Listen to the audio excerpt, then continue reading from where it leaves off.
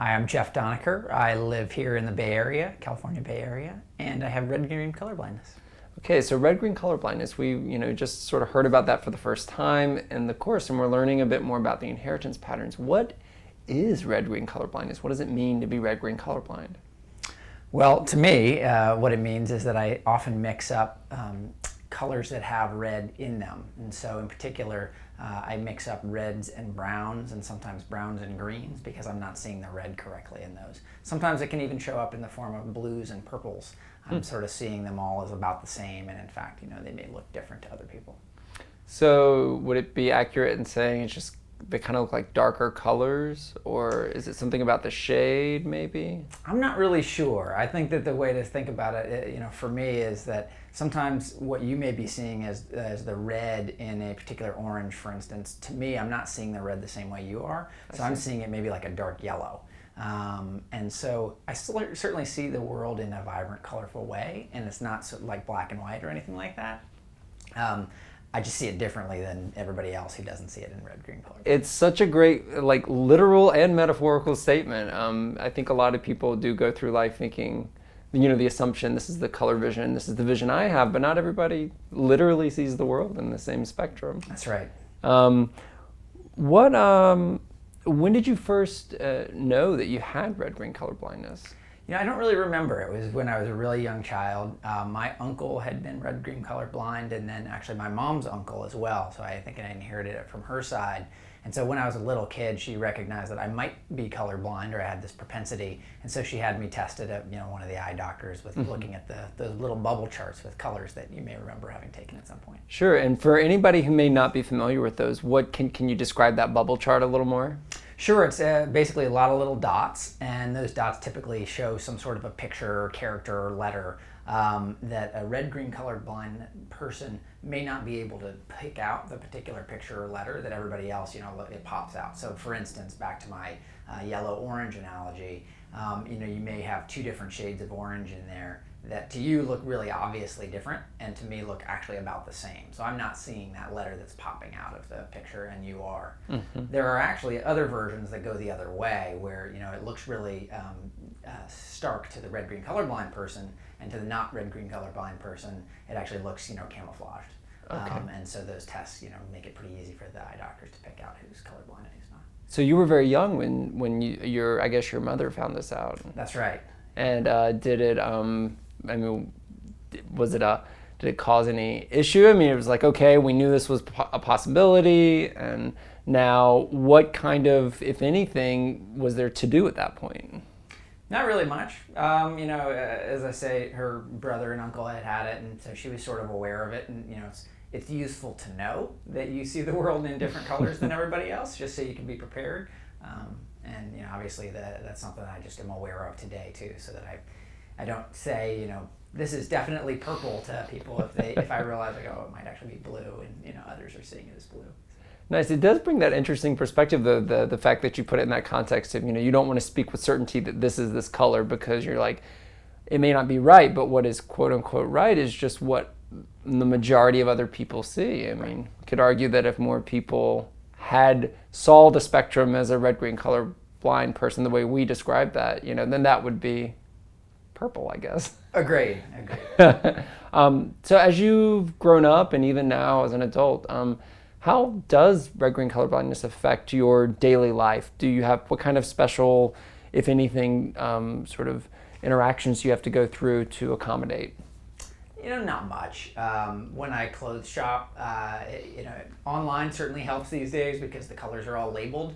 When I go clothes shopping in a store, I'll often ask the retail person just to sanity check, what color is this? If it's blue, I'm generally pretty sure I'm okay, or black, or things like that.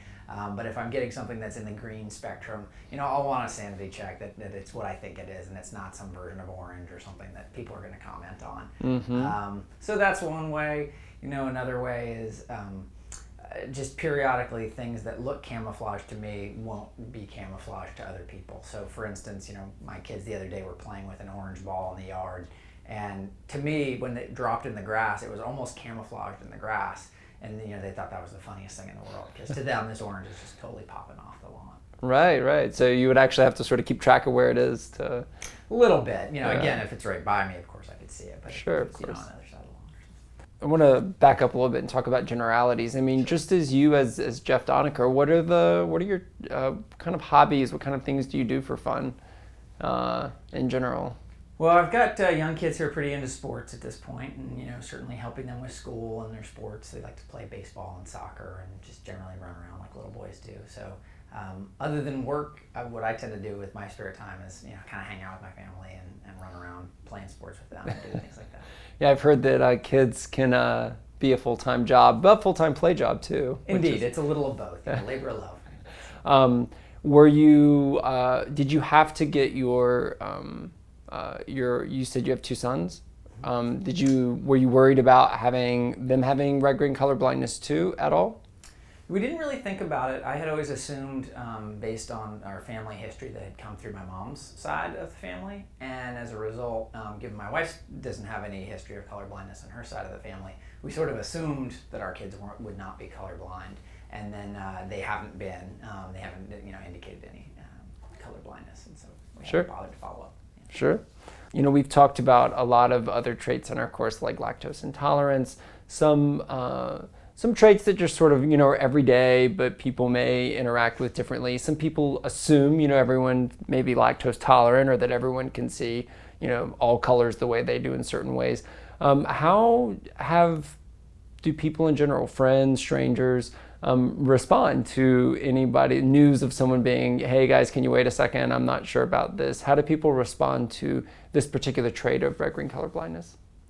I would say that, you know, probably about half of people that I interact with already know somebody closely who is red-green colorblind, so it's no news to them, and they'll just say, oh yeah, my brother is also, or something of that nature. And then the other half, it's like a great party trick.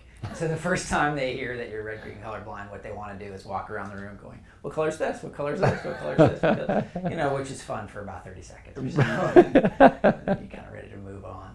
But that's been my general experience over the years. Yeah, I can imagine that's good for like the first two times. Right. You actually, man, one thing that occurred to me in terms of day-to-day life is sometimes LCD projectors and things of that nature, the reds in those don't show up very well. And so that's kind of another way in, you know, kind of modern life where sometimes things that are real obvious to the other people in the room kind of like, well, I don't see that at all because of the particular hues that were chosen. So it's interesting you say that. I am from a research science background, and there's a particular kind of experiment, for lack of a better word, called a microarray that you can do. And when you get the results back, they color code all the results, and it's a spectrum from red to green and yellow. It goes from like red to yellow to black to yellow to green, and it's supposed to give you, it's essentially a heat map of sorts. And there was finally, you know, people spoke up who were red green colorblind and said, guys, can we please change this to like blue yellow so that we can look at the data too? Yeah, that's right. If you're ever doing those kind of charts, if you can make the red blue or the green blue or something like that, just pick one of them so it doesn't go from green to yellow to red. Exactly. Have you ever not been able to participate in something or anything because of the color blindness or anything like that, or have you pretty much always been able to find some workaround? If it was an issue, you could, you know, it was always doable? Yeah, I mean, as a general statement, it's really never been a big deal. I certainly remember a couple times as a kid where I felt a little left out or picked on during art projects at school where, you know, inevitably I'd pick the wrong color. You were supposed to do something that was brown and I picked green or something of that nature, and then the other kids would tease me. And, I really remember maybe 2 or 3 of these incidents, but you certainly work around it and somebody points you to the right color and you keep moving. So never been a big deal by any means, but, you know, there's certainly a little bit of that. Like, you are a little bit different from the way everybody else is seeing it. Sure. In that same vein, I mean, it seems like a follow-up question that I've asked lots of different people about their various traits. Would you want to change this about yourself, or would you not? You know, that's an interesting question. I think now in my life, no, I don't think I'd bother. I guess if I had it all to do over in the spirit of what you guys are talking about, sure, yeah, I'd probably rather, you know, see the world in the same color hues and that everybody else does. Just, you know, kind of one more thing that makes things a little bit easier. Mm-hmm. Are there any advantages to seeing colors differently? The main one at this point is really the party trick that we talked about. Making friends quickly. Right.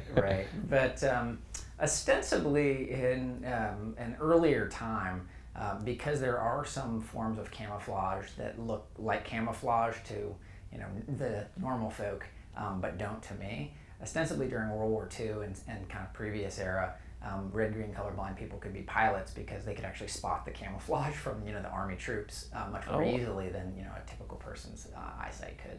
So that's legend that I've heard over the years. Never been relevant in my life, but I guess another funny way in which this shows up for me is things like it's very easy for me to take the Christmas tree lights on and off the tree every year because the wires actually really pop out for me. And to everybody else, ostensibly, they're like totally blend in with the tree. So. Oh yeah, that's totally true. I normally have trouble. I'm like searching the branch, trying to like just yank and pull. Happy to come over to your place. I appreciate the offer. I might take you up on that. So we'll finish up here. I want to ask you one more question. If someone's watching this and they're like, I wonder if I'm colorblind, or maybe someone's recently found out they are, or someone they know is.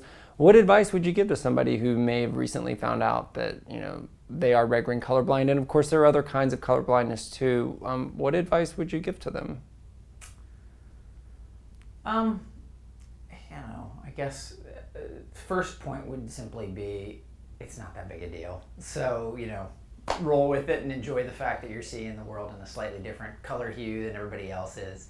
And then the other one would be, when you're picking clothes, ask a friend or the sales associate at the store just so that you know what you're buying. Sure. Well, thanks, Geoff, for joining us. Thanks, Matt, and good luck to everybody out there.